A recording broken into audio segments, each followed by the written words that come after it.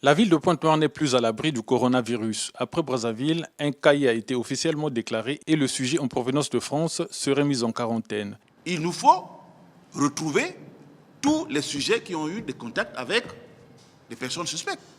Voilà.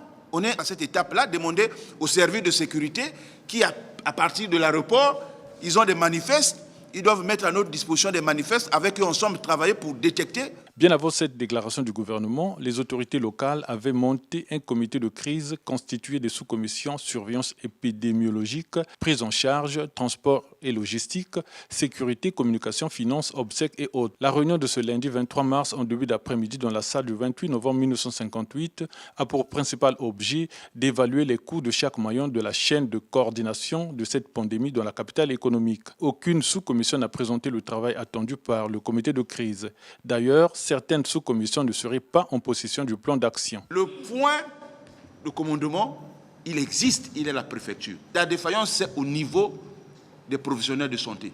Vous voyez là. Ce que nous attendons d'eux n'est pas disponible. Aujourd'hui, c'était le jour où chaque sous-commission devait nous emmener des devis.